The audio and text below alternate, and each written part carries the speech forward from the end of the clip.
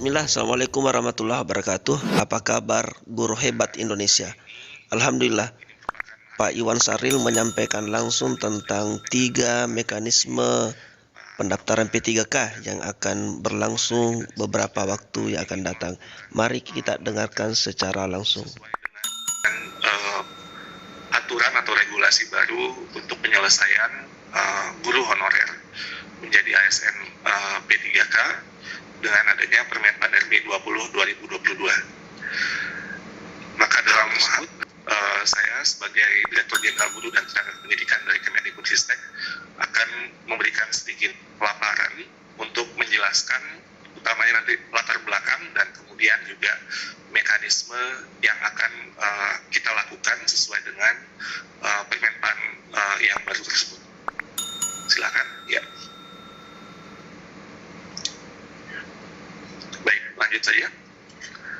Ibu Bapak yang saya hormati, ini adalah sedikit rangkuman dari kondisi hasil seleksi guru ASN P3K di tahun 2021 yang lalu, di mana kita sudah dari sebenarnya lebih dari 1 juta formasi yang disediakan, seperti disampaikan oleh Pak Alex, yang diajukan oleh pemerintah daerah sebesar 506.252,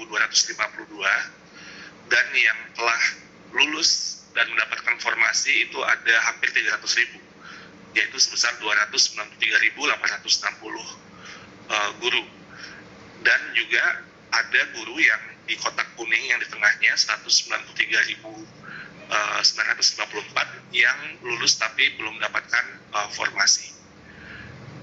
Dan ada 437.000 guru lain yang yang belum lulus, sebagian juga ada yang belum pernah mengikuti ujian baik tahap 1 maupun tahap 2. Lalu kemudian di sebelah kiri bawah itu bisa kita lihat, walaupun sebenarnya ada guru yang lulus tapi tidak mendapatkan passing grade, lulus passing grade tapi tidak mendapatkan formasi, tapi masih ada formasi tersisa yaitu 212.392.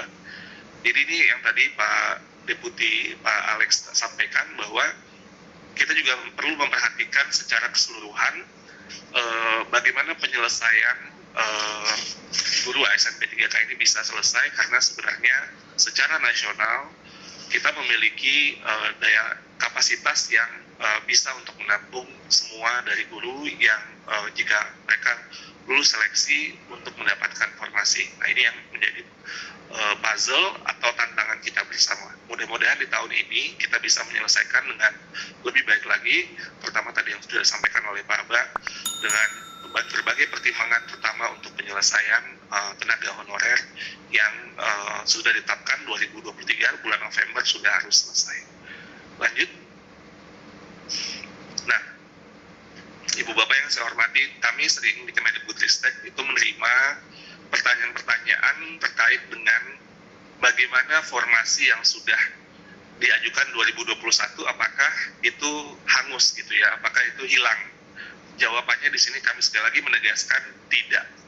Artinya formasi yang masih tersisa sebesar 212.000 sekian tadi yang sudah saya sampaikan di slide sebelumnya, itu tetap akan menjadi formasi yang diperebutkan di tahun 2022 ini.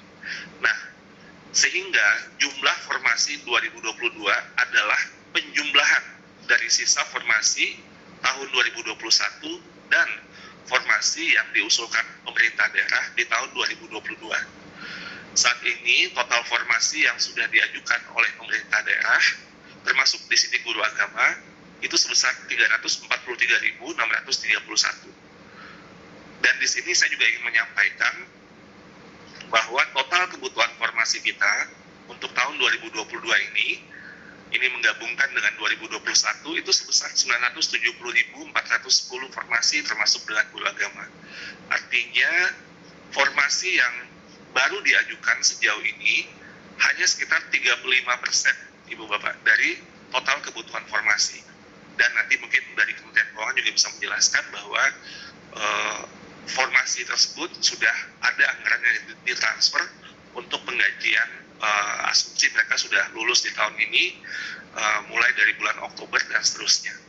Sehingga sebenarnya kunci dari penyelesaian ASN P3K guru ini yang utama tentunya adalah adanya formasi yang diajukan oleh pemerintah daerah.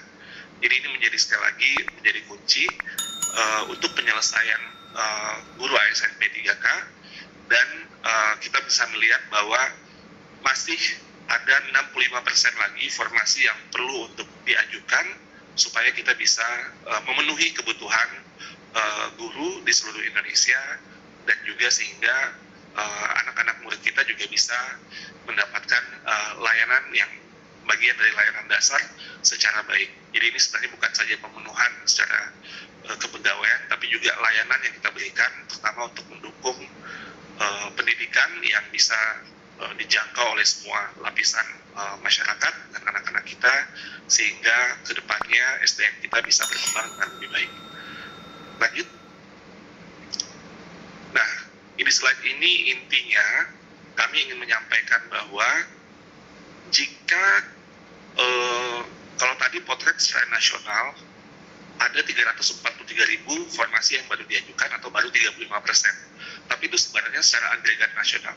Jika kita breakdown kepada masing-masing pemerintah daerah, sebenarnya ada sekitar 303 atau 60% pemerintah daerah yang tidak memiliki formasi yang cukup untuk menampung guru yang lulus passing grade, meskipun sudah menambahkan formasi 2021 ditambah dengan 2022. Jadi artinya ini perlu menjadi perhatian sehingga guru yang lulus passing grade itu bisa mendapatkan formasi langsung di daerah Bapak Ibu semua.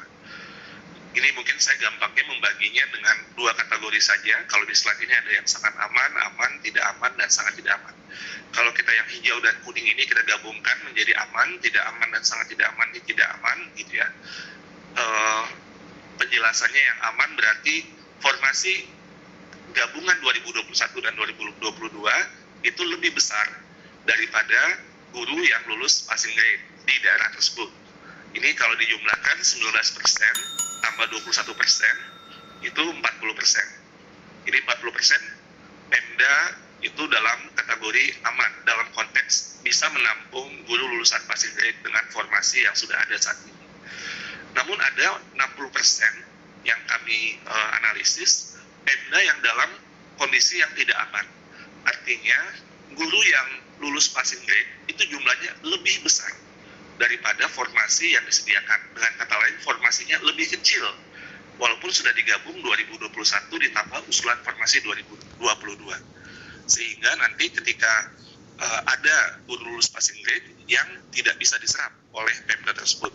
Nah, ini yang sekali lagi kami ingin mendorong semua ibu bapak semua dari berbagai instansi, dari berbagai pemerintah daerah untuk mendorong pengajuan formasi.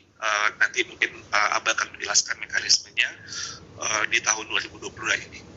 Nah, jika kita lihat dari populasi guru kita, itu guru-guru kita yang ada di 40% Pemda yang aman ini, itu 10% atau 10,4%, jumlahnya 20.000 sekian dari total 193.000 guru. Sebenarnya 173.000 guru atau 90% dari guru-guru kita yang sudah lulus passing grade ini berada pada Pemda yang mengajukan formasinya lebih sedikit. Jadi kalau tadi kita lihat secara Pemda, tapi secara individu gurunya ini jumlahnya lebih banyak, 90% berada di Pemda yang mengajukan formasinya lebih sedikit sejauh ini. Yang mudah-mudahan nanti akan nambah dengan daripada yang sudah diusulkan 2021 dan 2022. Nah, ini adalah kunci sekali lagi Bapak Ibu yang mungkin perlu kita dorong sama-sama. Tentunya yang paling ideal bisa 100% dari kebutuhan itu diajukan, sehingga kemudian bisa menyelesaikan untuk ASN P3K guru di tahun ini. Silakan lanjut. Baik. Nah, dengan latar belakang itu maka izinkan saya untuk kemudian menjelaskan 3 jenis mekanisme seleksi guru ASN P3K di tahun 2022 berdasarkan Permenpan RB 20 tahun 2022. Ada 3 jenis mekanisme seleksi. Pertama adalah penempatan yang lulus passing grade. Yang kedua, seleksi kesesuaian atau verifikasi, dan yang ketiga adalah seleksi tes. Mari saya jelaskan dulu satu-satu, nanti akan saya elaborasi di slide berikutnya. Penempatan yang lulus passing grade, yang mekanisme yang pertama ini adalah untuk semua guru-guru kita yang sudah lulus nilai ambang batas atau sudah lulus passing grade pada seleksi tahun 2021 di tempat tugasnya masing-masing atau ditempatkan di satuan pendidikan yang membutuhkan di pemerintah daerahnya. Jadi ini sekali lagi untuk guru-guru yang sudah lulus nilai ambang batas atau passing grade. Ini ada 153.000 sekian tadi. Dan ini kita selesaikan ini dulu menjadi prioritas pertama.